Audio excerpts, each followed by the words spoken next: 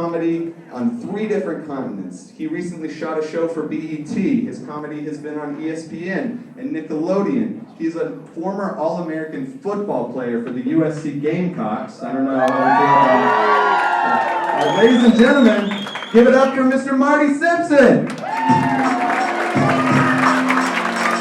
Great job, man. Great set.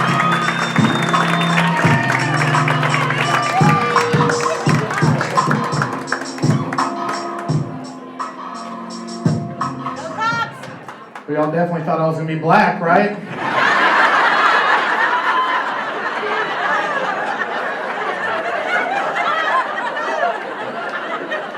That's on you, Charlotte. That's not on me. That's on you. I played for the University of South Carolina Gamecocks. Sounded like there was at least... I played from 1991 to 95. I started 44 games. We won like 5 of them. It was, I need you to back that down a notch, okay? That's a little early in my set to be where you are right now. And that is, I'm just gonna box her out for the first 2 jokes if that's okay. Keep her off the backboard. No, I played. I wasn't a real player. I was just a kicker and punter. But yeah, don't say to me clap. Don't clap for that. God knows your heart. I'm just saying.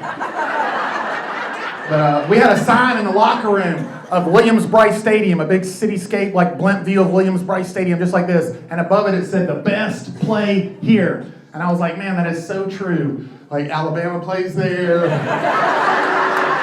Florida plays there, Tennessee in the 90s played there. That was a good sign, man. That was a good sign. I was the head football coach and drama instructor at a high school for 10 years. Yeah, that did not work out. That is, every fall I just acted like the football coach. There was a conservative Christian school in the Bible Belt in South Carolina. What are you allowed to say to those kids at halftime when they're getting their butts kicked? You boys need to get back out there and turn the other cheek. It was a Protestant school, not a Catholic school, so they wouldn't let me run a Hail Mary. I had to run a Bless Billy Graham, which just isn't as effective. I couldn't get my running back to fake a handoff because he's like, my dad said that's technically lying. So I was like, will you tell your dad that we are not going to make the playoffs? He needs to be emotionally prepared for that. I used to have my 11 players on the field. When the injury cart would come out and tend to the opponent, to hit a knee and pray for the injured player of the other team. Because I thought as a Christian school, we should show them that we were willing to pretend like we cared about them. Dear Lord, just lift up the other team's best running back to you and help him get all the way better, Lord, tomorrow, because he is killing us off tackle, Jesus, and I believe it's your will that we make the playoffs. And you said, Lord, where 2 or more are gathered.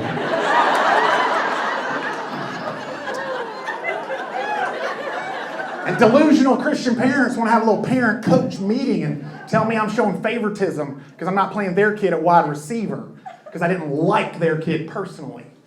And I would tell all those rich private school parents the same thing. You're right. I don't like your son. No one at our school does. But that has nothing to do with it. I don't like the little twerp that is playing wide receiver. But guess what? He can catch. Why don't you come to practice every now and then and watch us bounce the ball off your kid's head a few times? And then maybe you'd understand what God's plan for your son's life is. The only reason your kid is still on the team is because my school doesn't let me cut anybody during tryouts.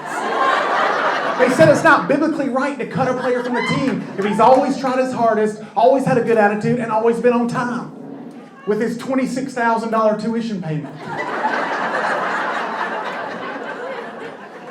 WWJD, what would Jesus do?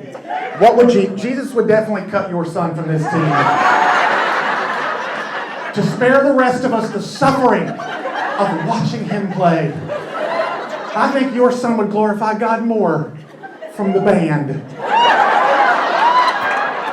I got nothing against the band. I was the high school drama teacher. I put on the school musicals. I wrote the school's fight song that the band played every time we scored, like 4 times a year.